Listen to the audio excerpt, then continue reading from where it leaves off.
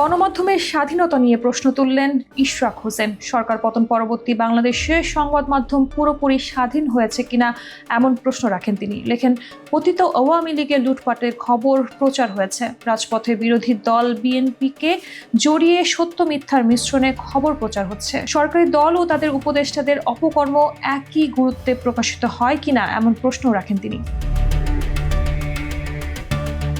সাংবাদিকদের মাঝে এখনো সেলফ সেন্সরশিপের প্রবণতা রয়ে গেছে কিনা তা জানতে চেয়েছেন এই বিএনপি নেতা। পতিত আওয়ামী লীগের লুটপাটের খবর প্রচার হলেও বিএনপির খবর প্রচারের ক্ষেত্রে তাতে সত্য মিথ্যার মিশ্রণ রয়েছে বলে অভিযোগ তোলেন ইশরাক।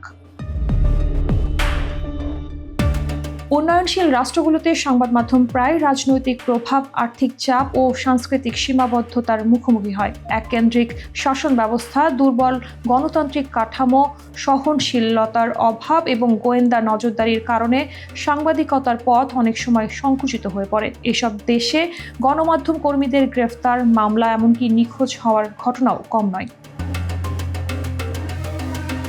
এর আগেও একাধিকবার সংবাদ মাধ্যমের ওপর সরকার ও ছাত্র সমন্বয়কদের হস্তক্ষেপের অভিযোগ তোলা হয়, তবে তা প্রতিবারই মিথ্যা, অপপ্রচার বলে উল্লেখ করেছেন তারা। তবে বিএনপি নেতা ইশরাকের সাম্প্রতিক স্ট্যাটাসে গণমাধ্যমের স্বাধীনতা নিয়ে নতুন করে প্রশ্ন উঠেছে।